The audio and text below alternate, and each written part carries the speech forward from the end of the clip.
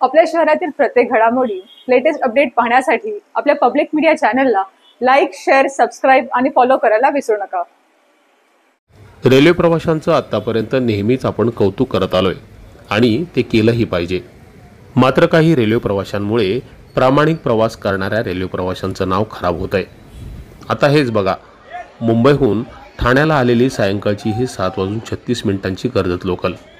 या लोकलमध्ये प्रवाशांना चढण्यासाठीच काय तर पाय ठेवायला देखील जागा नाही। मात्र दिव्यांगांसाठी आरक्षित असलेल्या डब्याकडे नजर गेल्यावर चक्क दिव्यांग दरवाजात लटकून प्रवास करतील की काय असंच वाटलं। मात्र त्याहून आश्चर्याची गोष्ट म्हणजे या दिव्यांग रेल्वे प्रवाशांची संख्या खरंच इतकी जास्त आहे का की जनरल डब्यामध्ये गर्दीचा सामना करावा लागू नये म्हणून काही प्रवासी दिव्यांग असल्याचा दिखावा करतायत। हे प्रवासी खरोखरच दिव्यांग असतील तर काहीही म्हणणं नाही।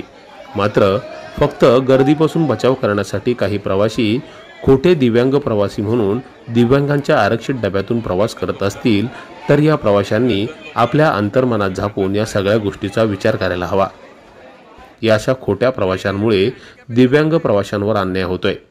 त्यातीलच एका प्रवाशाला या गर्दीमुळे लोकलच्या डब्यात चढता आलं नाही आणि त्यामुळे त्यानं आपल्या मोबाईलमध्ये ही सगळी दृश्य कैद केली आणि हा प्रकार समोर आला। अरे एवढे हँडिकॅप आहेत का सगळे? एवढे हँडिकॅप आहेत? अरे हँडिकॅप आहेत का एवढे? रेल्वे पोलीस सर्वसामान्य प्रवासी जेव्हा दिव्यांगांच्या डब्यातून प्रवास करतो त्यावेळी सातत्याने कारवाई करतात। मात्र तरीही हे प्रवासी सुधरत नाहीत।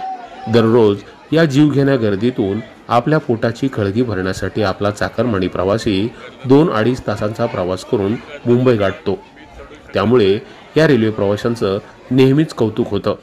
मात्र अशा प्रकारे एखाद्याचा हक्क मारून प्रवास करणाऱ्या काही मोजक्या रेल्वे प्रवाशांमुळे शर्मेनं मान खाली जाते। Public media bureau report.